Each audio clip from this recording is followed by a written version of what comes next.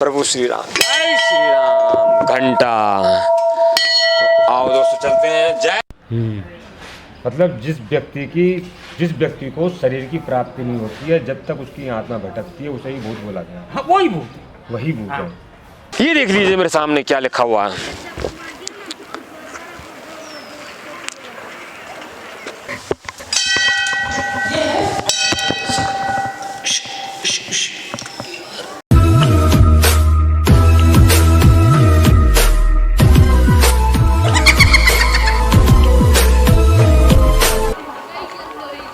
नमस्कार दोस्तों, स्वागत है आपका अपने YouTube चैनल भारतीय टीवी एक नई खोज पर। और आज शायद आपने पहले कभी सुना हो या ना सुना हो दोस्तों, तो आज हम आ चुके हैं जो रामायण के अंदर, जिसकी वजह से मेन रामायण चली है, जिसका नाम था रावण। एक विद्वान पुरुष, एक योगी, और कहावत आपने सुनी होगी कि रावण जैसा विद्वान ना हुआ है, ना है और ना होगा। आज हम उसी की पैदाइश वाली जगह पर आ चुके हैं, जिस जगह का नाम है बिसरक, जहां रावण की पैदाइश हुई थी। उसके पिताजी का नाम था बिसरवा जी, और बिसरवा जी के नाम पर ही इस जगह का, गांव का नाम पड़ा बिसरक। आज उसी जगह हम मौजूद हैं और आज इसी जगह से हम आपको रूबरू कराएंगे। और रामायण में मेन मुख्य किरदार निभाने वाले रावण, उन्हीं का जो है, रावण के पिताजी की जगह है, उन्हीं का ये मंदिर है बिसरवा जी का। आज हम यहाँ आपको इसके दर्शन कराएंगे और यहाँ के महंत से मिलवाएंगे। यहाँ के जो भी रहने वाले हैं, जो भी कार्यकर्ता हैं, उनसे सबसे आपकी जानकारी कराएंगे। तो दोस्तों वीडियो पर लगातार बने रहना, वीडियो को छोड़ के बिल्कुल मत जाना, क्योंकि आगे आने वाले समय में हम आपको किस किस चीज़ की जानकारी कराएंगे, क्या क्या हम आपको दिखाने वाले हैं। अगर आपने वीडियो को मिस कर दिया या आपने स्किप कर दिया तो आपकी समझ में कुछ आने वाला नहीं है दोस्तों, इसलिए वीडियो को बिल्कुल मिस मत करना। और आज जो हम आपको बताने जा रहे हैं, शायद पता नहीं आपने कभी सुना है या नहीं सुना है, पता नहीं लोगों को नाम का पता भी है या नहीं है। आज हम उसी के विषय में चर्चा करेंगे, जानेंगे रावण की पैदाइश जगह, जहां रावण का जन्म हुआ था। आज उसी जगह मौजूद हैं। तो आइए चलते हैं और हमारे समक्ष इस समय चलते हैं आगे। हमारे साथ आगे पंडित जी हैं जो हमें कुछ जानकारी देंगे, ठीक है, वहीं चलते हैं। तब तक के लिए कैमरा बंद करते हैं, आगे जानकारी करेंगे। तो दोस्तों यहाँ की एक महिमा भी है और बिल्कुल सत्य है और हकीकत भी है। पूरी दुनिया के अंदर जगह जगह हर साल एक त्यौहार मनाया जाता है जिसे बोलते हैं दशहरा। उसमें वहाँ पर जो है ज़्यादातर रावण का पुतला बना करके उनका दाह संस्कार किया जाता है। लेकिन ये वो जगह है कि पूजनीय जगह है। क्यों जब पूजनीय जगह है, मैं आपको पहले ही बता चुका हूँ और इसके विषय में और आगे मैं जानकारी दूंगा। और एक छोटा सा मिसाल हम आपको दिखाना चाहता हूँ कि इस जगह पर ये देख लीजिए मेरे सामने क्या लिखा हुआ है।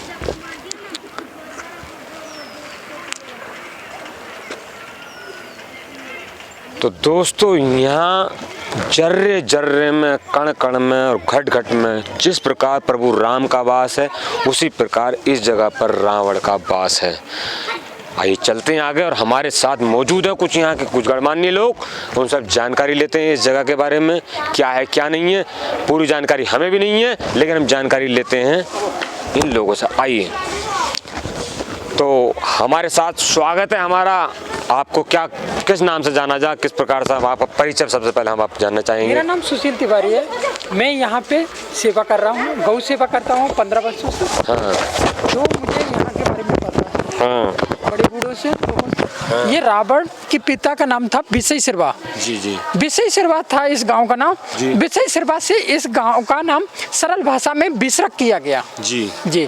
और यहाँ पे एक अष्टभुजा शिवलिंग है, जो कि पूरे भारतवर्ष का इकलौता शिवलिंग है। उसी की रावण के पिता ऋषि बिसईसरवा पूजा किया करते थे, और ये रावण का जन्म स्थली है।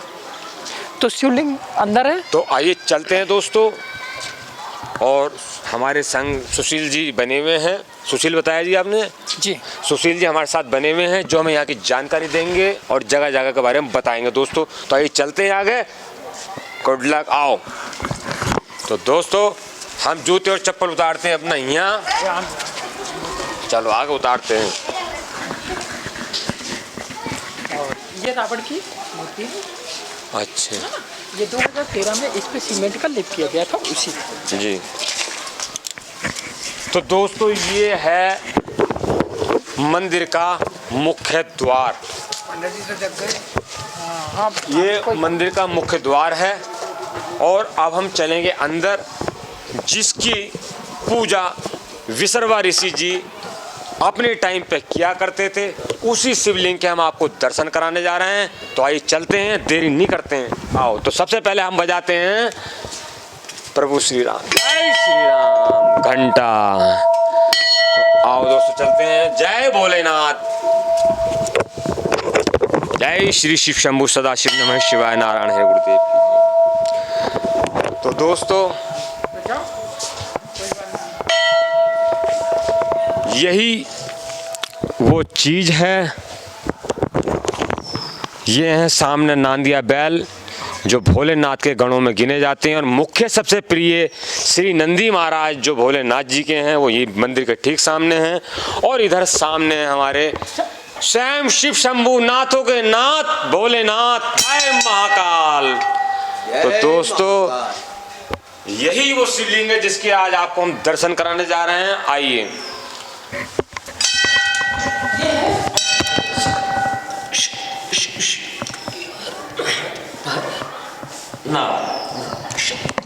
हर महादेव, जय श्री शिव शंभु सदाशिव, हर हर महादेव, हर हर महादेव।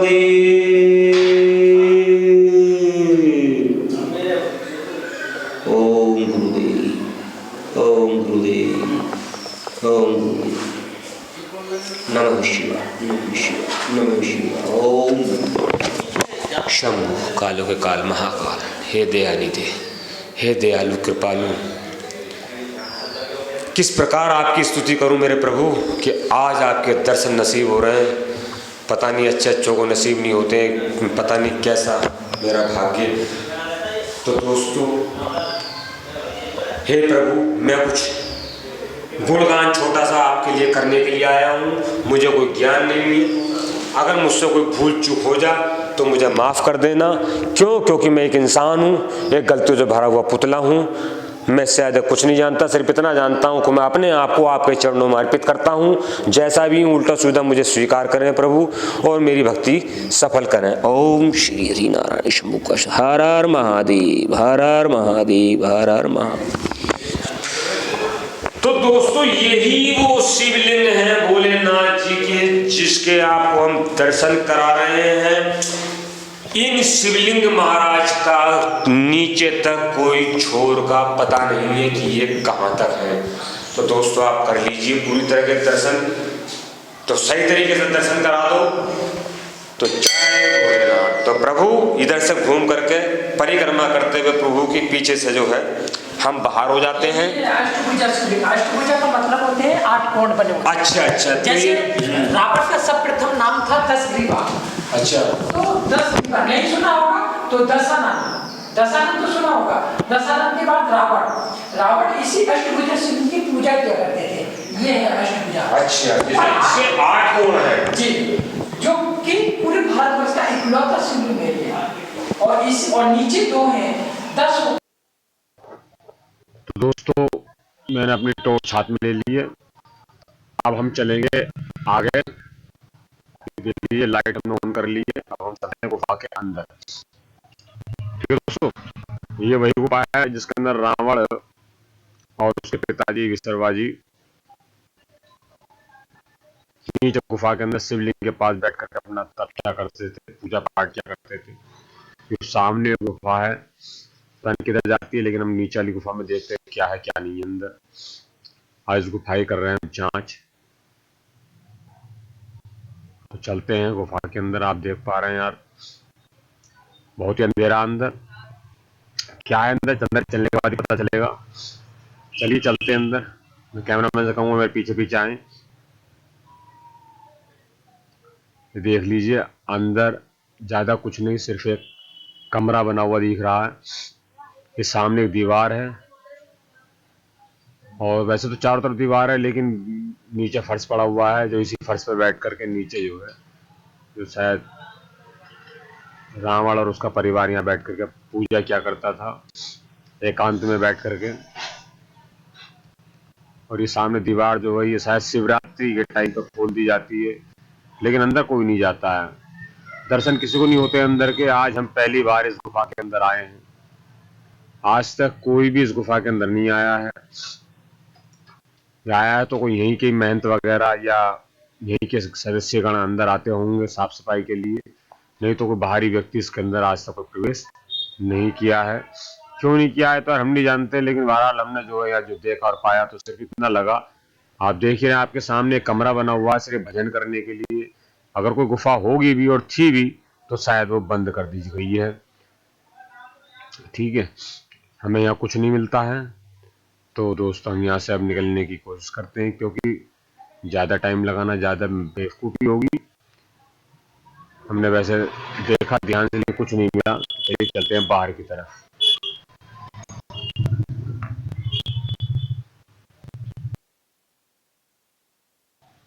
तो अब हम आ चुके हैं बाहर, अब चलते हैं आगे की तरफ। तो पंडित जी में दिखा रहे हैं, बता रहे हैं कि इस सामने जो जिस द्वार से हम एंट्री करी थी हमने अंदर, तो ये रावण के पिताजी की मूर्ति है, ये विसर्वा जी की, जो आज सीमेंटेड है। और इसी के बराबर में है माता सुरती, रावण की माता, जो उनकी मूर्ति आप देख पा रहे हैं,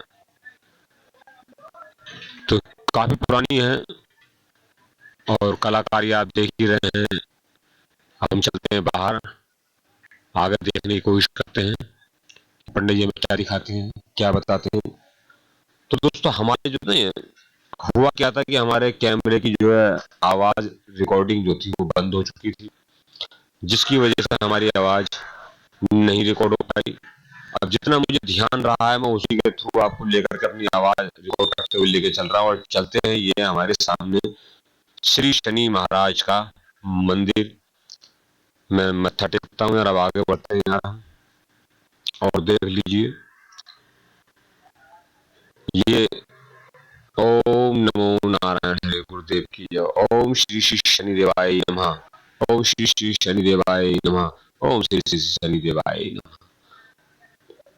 हे प्रभु दयानिधि दया कीजिए। हे शनि महाराज, आपकी कृपा सभी जनता पर बनी रहे, इस ब्रह्मांड में आपकी कृपा बनी रहे। तो आप देख पा रहे हैं दोस्तों, ये जो है 9 मूर्तियां हैं लगी हुई, शनि महाराज की मूर्ति भी है और 9 मूर्तियां और हैं, जिनको बोला जाता है 9 ग्रह। तो 9 ग्रह हैं सोम मंगल बुध बृहस्पति रवि, बुध बृहस्पति शुक्र शनि रवि राहु केतु। इन 9 ग्रहों की मूर्तियां बनी हुई हैं। अब चलते हैं आगे की साइड में और देखते हैं क्या क्या हमें यहाँ मिलता है, क्या नहीं मिलता है। तो पंडित जी हमारे आगे हैं और हमें कुछ बता रहे हैं यहाँ, जो दिखा रहे हैं। तो देखिए, अब हम आ गए हैं एक नई जगह। तो ये क्या चीज है कि ये है सामने विसर्वा जी की मूर्ति। तो ये रावण के पिताजी की मूर्ति है। जब सप्तरस पर या किसी मेले का आयोजन होता है, जल चढ़ता, तो उस समय यहीं पर ही जो जाता है अभिषेक होता है। भीड़ ज्यादा होने के कारण पब्लिक को रोकने के लिए जगह जगह शिवलिंग लगा करके जो है पूजा अर्चना करवाई जाती है। और नीचे आप नाम पढ़ रहे हैं, देख लीजिए, इनकी मूर्ति है श्री ऋषि विसर्वा जी। आप देख पा रहे हैं श्री ऋषि विसर्वा जी। तो भीड़ के टाइम पे जो है यहाँ पर जितने शिवलिंग हैं सब पर जलाभिषेक होता है। तो मैं कहूंगा कि कैमरामैन जरा इधर दिखाएं क्या है लिखा हुआ। शायद ये कुछ लिखा हुआ है, हमारे नहीं पढ़ पाएंगे तो समय हमारे पास नहीं। आइए आगे बढ़ते हैं। और पंडित जी बता रहे हैं कि ये जो आप सब परिवार की मूर्तियां देख रहे हैं, जो 5 मूर्तियां लगभग तो सर्वप्रथम सामने आप देख पा रहे हैं माता पार्वती और भगवान भोलेनाथ। तो माता पार्वती की मैं प्रत्यक्ष दर्शन आपके साथ सामने कराता हूँ। तो कैमरा मैंने अपने हाथ में ले लिया, ये है भोलेनाथ जी। तो दोस्तों शायद ये ऐसी पत्थर की मूर्ति पंडित जी ने बताया कि भारतवर्ष में सिर्फ 2 ही जगह पर है। दूसरी जगह ही बताई थी उन्होंने, शायद लाल कृष्ण आडवाणी जी के यहाँ पर ये श्री कार्तिक भगवान जी की मूर्ति देख लीजिए। ये एक अलग ही छटा है उस जमाने की जो है कलाकारी की हुई, जो शायद आज के टाइम में होनी मुश्किल है। ये गणपति महाराज हमारे विघ्न विनाशक, ओम श्री गंगं गणपतये नमः। और इधर है हमारे नंदी महाराज, अति प्रिय भोलेनाथ जी के नांदिया बैल, जिस पर सवारी करते थे। और अब चलते हैं आगे की साइड में। तो पंडित जी बताने जा रहे हैं कुछ और, यही बता रहे हैं कि वो जो है ये ऐसी मूर्तियां जो हैं लाल कृष्ण आडवाणी जी जो थे उन्हीं के देश में जो है ये मूर्तियां हैं, और सिर्फ भारत 2 ही जगह पर है ये मूर्तियां और कहीं नहीं है। आइए अब जानकारी और आगे लेते हैं, चलते हैं हम आगे की तरफ बढ़ते हैं। और अब क्या दिखाते हैं पंडित जी महाराज ने। तो ये वैसे तो मूर्तियां बनी पड़ी हैं लोगों ने, ये माता और इधर जो है ये रावण के शायद छोटे भाई, नहीं, ये जो है श्री हरि भगवान विष्णु और माता लक्ष्मी जी हैं। और आगे जो दिखा रहे हैं वो हमें दोस्तों ये जो है ये है धन कुबेर, रावण के भाई। शायद आपको न पता हो कि धन कुबेर जी तो रावण के ही भाई थे। जिनको नहीं पता इसलिए मैं बता रहा हूँ कि रावण के परिवार से ही धन कुबेर थे। बहुत सी नई जानकारियां हमें प्राप्त हुई। हम इसी प्रकार से आगे देख पा रहे हैं कि मूर्तियां जो है लगातार मंदिर की जो है एक रूपरेखा नई तरीके से समय के अनुसार बदलते हुए ये मूर्तियां गांव वालों ने और सेवकों ने, जिनकी श्रद्धा यहाँ रही है, उन्होंने जो यहाँ अपना सहयोग दिया। चलिए बढ़ते हैं आगे की तरफ और देखते हैं क्या है क्या नहीं है। हम आपको सारी जानकारी दिखा रहे हैं। दोस्तों ये सामने देख लीजिए, ये है बाबा जहारवीर की मूर्ति यहाँ लगी हुई है, बाबा गुरु गोरखनाथ जी के चेले। और ये है अब सामने आपके श्री साईं। तो रावण के स्थान पर देख लीजिए साईं की मूर्ति लगी हुई है। और यह श्री हनुमान महाराज, बजरंगबली, ओम जय श्री गुरु चरण सरोज निज मन मुकुट सुधार, वनु रघुवर बिमल सुदाय फलचार, बुद्धिहीन तनु जानिके सुनो पवन कुमार, बल बुद्धि विद्या तुम्हारे क्लेश विकार, सब रामचंद्र हनुमान की जय। ये में माता काली, ये आप दर्शन कर रहे हैं, ये माता काली हैं। तो दोस्तों माता काली के आपने दर्शन किए। अब इससे आगे जो है हम मिलेंगे महाराज जी से, जो यहाँ के एक पंडित जी। मतलब जिस व्यक्ति को शरीर की प्राप्ति नहीं होती है, जब तक उसकी आत्मा भटकती है, उसे ही भूत बोला गया। हाँ, वही भूत है। है। बिल्कुल। अगर आदमी कहता है ये चीज नहीं है, तो मैं प्रत्यक्ष गवाह हूँ, ये चीज मैंने आंखों कई बार देखा है। यानी कि ये निगेटिव ऊर्जा जो होती है ये होती है बिल्कुल होती है। उसी प्रकार से मैं आपको संत जी प्रणाम करता हूँ। क्योंकि मेरी जो रिसर्च ज़्यादातर रहती है वो इसी पैरानॉर्मल एक्टिविटी पर रहती है। ज़्यादातर मैं उन्हीं चीज़ों की खोज करता हूँ, निकलता हूँ खोज में। लेकिन वही वाली बात है, क्योंकि गुरु तो मेरे भी है प्रभु श्री सुभाषगिरी नागा बाबा, उन्हीं का चेला हूँ। 7 साल महात्मा रहा हूँ। यहाँ तक मेरी दाढ़ी थी, यहाँ तक मेरी जटाएँ थी, जो मैं गुरु को सब दे चुका हूँ। सब उतार कर एक तरफ को दे दिया। गुरु जो चुटिया ही कट गई तो फिर क्या गया, मर तो मैं पहले ही चुका हूँ, खाली लाश बना घूम रही हूँ। लेकिन इस संसार के अंदर लोगों को कुछ जानकारी देने के लिए, कुछ बताने के लिए, उन्हें सच्चाई दिखाने के लिए कि जब प्रभु है तो निगेटिव ऊर्जा भी, और जब निगेटिव ऊर्जा है तभी प्रभु की लीला भी। बिल्कुल, क्योंकि जब वो नहीं है तो फिर प्रभु की लीला भी किसी काम की नहीं है। प्रभु की लीला वहीं दिखाते हैं जहाँ कुछ निगेटिव ऊर्जा, क्योंकि कई एक हमारे सामने प्रत्यक्ष प्रूफ है जी। तो आपने कहीं कुछ ऐसा देखा? एक बार आपको कई बार। अच्छा, कहाँ कैसे तो... मैं छोटा था, हाँ, उम्र होगी करीब 7 या 8 साल की जी। एक छाया रूपी औरत खड़ी मेरे सामने। अच्छा, एक 6-7 साल का बच्चा कुछ ज़्यादा ज्ञानी नहीं, हाँ बिल्कुल, सबको बचाने पड़ेगा। ज़्यादा विकास नहीं होता मानसिक। जी जी जी। इतनी दूरी पे होगी कम से कम 200 फुट की दूरी पर। वो खड़ी दोनों हाथ में इस तरह दीपक लिए है ओह। और इस तरह ऐसे करती है जल जाता है, ऐसे करती है बुझ जाता है, ऐसे करती है जल जाता है, ऐसे करती है बुझ जाता है। जबकि विज्ञान का उस समय इतना खोज नहीं हुआ था। बिल्कुल नहीं हुआ था। और ये कब की बात है? ये होगी करीब करीब हमारा अंदाज है आप बता रहे थे 11 साल का था तो 63 या 64 की। 63 या 64, हाँ बिल्कुल सही सर बात है। 63 होगा या 64 होगा, क्योंकि मैं हाँ, अरे अब पिता मेरे पिता के समान है, मेरे पिताजी की उम्र के हैं, तो मैं बता इतने ही 68 वर्ष का हूँ मैं। हाँ हाँ। पहली पहचान हमारी वहाँ मिली। दूसरी पहचान, मैं जंगल में फंस गया, लकड़ी बीन रहा था जी जलाने, क्यों जंगल हमारे घर के सामने, लकड़ी बीन रहा था, रास्ता भटक गया। एक व्यक्ति ऐसा मिला जो मुझे पूरी तौर से दिखाई नहीं पड़ रहा था। जी, मतलब पूरी तरीके से नजर नहीं आ नहीं रहा था। नहीं, और इतने पास में था जैसे हम और ये खड़े। अच्छा अच्छा अच्छा, मतलब मात्र 5 फुट की दूरी पर हाँ। और आप पहचान नहीं और पा हम रहे। उसको ये नहीं समझ में आ रहा हाँ, ये पारदर्शक है, मतलब आर पार नजर आ रही है आप हाँ बिल्कुल। हाँ, समझ गया, पानी की एक परछाई की बनी हुई परछाई पानी सी की। बनी हुई है। बोली कहाँ जा रहा है? आवाज उसकी सुना पड़ेगी। हाँ, आपको कहाँ जा रहा है? नजर आ रही है। लौट, पीछे रास्ता उधर से है। मैं वहीं से लौट सही रास्ते पे चल, वरना मैं उल्टा जा रहा। तो प्रभु वो तो आपको सही रास्ता दिखाने के लिए आई हाँ हैं? हाँ, तो वो तो उसमें गलत कोई नहीं, नुकसान नहीं किया वो मेरा। तो गलती नहीं थी फिर आपके लिए, वो तो बिल्कुल शुद्ध थी, सही थी, जिसने आपको जो वहाँ सही रास्ता दिखा दिया। हाँ? अच्छा, जो लोग ये कहते हैं कि घर के अंदर या हवा डबा के औरतों के ऊपर आ गई और इस प्रकार से खेलना कूदना शुरू कर दिया, उसे क्या कहेंगे प्रभु?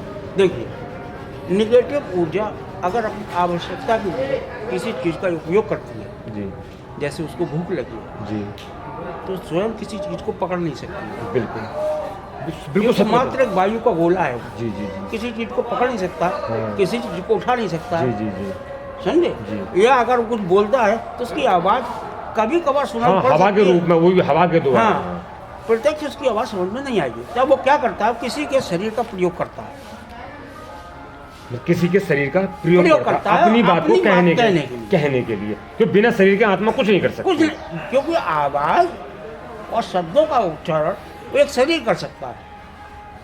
तब वो किसी के शरीर का प्रयोग करता है और अपनी आवश्यकता को बता देता है। तो क्या ये हर आत्मा कर सकती है या कुछ आत्माएं ऐसी होती हैं? सभी आत्माएं कर सकती तो जैसे अब प्रभु मैं खड़ा हुआ हूँ, हाँ या हमारे कैमरामैन खड़ा हुआ है, हाँ अगर कोई आत्मा अगर कुछ दर्शाना चाहती है तो वो प्रवेश करके ही हमें कुछ बताएगी। जी हाँ। और अगर क्योंकि आप उसे देख नहीं सकते, बिल्कुल इन आंखों से उनको देख नहीं सकते। तो प्रभु किस शरीर में वास कर सकती है? क्योंकि मेरे तो करी नहीं है अभी तक, ना मुझे कुछ बात का आभास है। देखिए, ये आत्माएं 3 प्रकार के मनुष्यों को पकड़ती हैं। हाँ हाँ, वही हम जानना चाहते हैं। एक तो ज़्यादा चिंतन करने वाला, ठीक प्रभु। ज़्यादा सोचने वाला, और वो भी पॉजिटिव नहीं नेगेटिव। जी, यानी कि सोच तो है, हाँ। लेकिन निगेटिव सोचने नेगेटिव वाले सोच वाले। को, पॉजिटिव वाले को नहीं, निगेटिव वाले को। हाँ।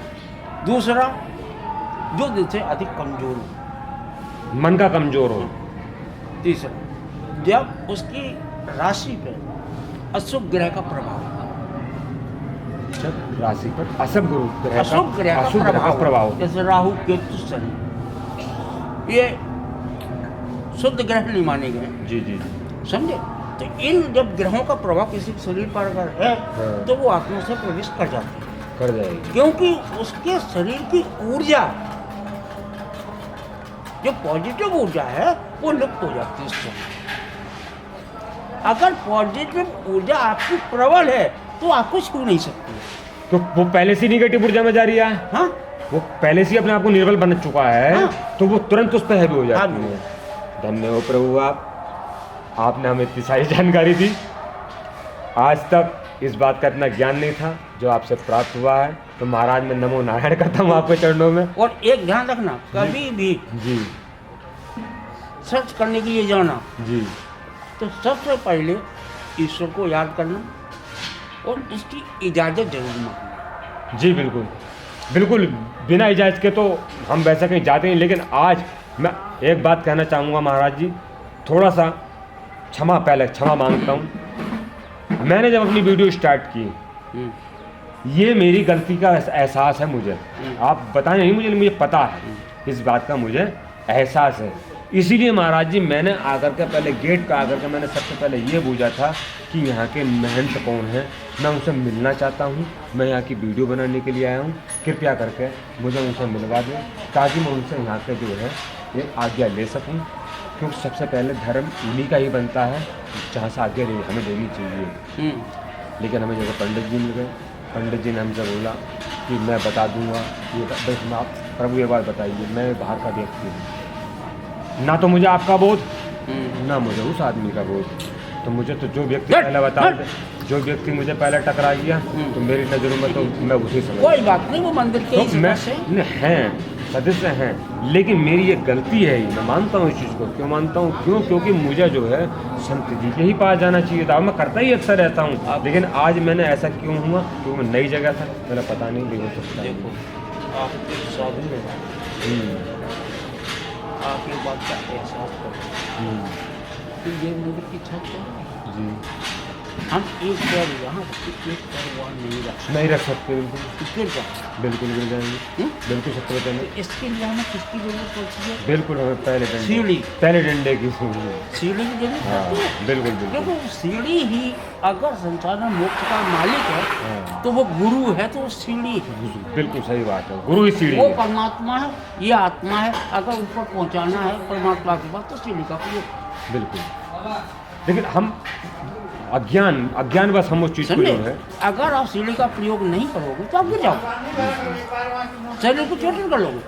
तो इसलिए सीधा न मिल करके मध्यस्थ से मिले, हमें मिलना है, वो मिलते हैं या नहीं मिलते, कितना समय बात करेंगे, ये अनुमति लेनी चाहिए। तो हमने कहा ना, तो हम बता तो रहे प्रभु, हमने जब पूछा तो हमसे ये बता दिया गया कि महाराज जी विश्राम में हैं और शाम को, क्यों प्रभु आप तो मौजूद थे, हमसे ये कह दिया गया कि शाम को 5 बजे से पहले वो आपको नहीं मिल सकते। अब प्रभु ये बात बताइए, हम इतनी अभी जो बैठे थे सामने कोर्ट पहने, हाँ। ये विधायक थे, अच्छा अच्छा अच्छा, यहाँ के विधायक, जी जी जी, वो भी हमारे पास है, पूरी जिम्मेदार भी हम अब बैठे ही हैं, चले जाते नहीं लेट गए फिर नहीं है।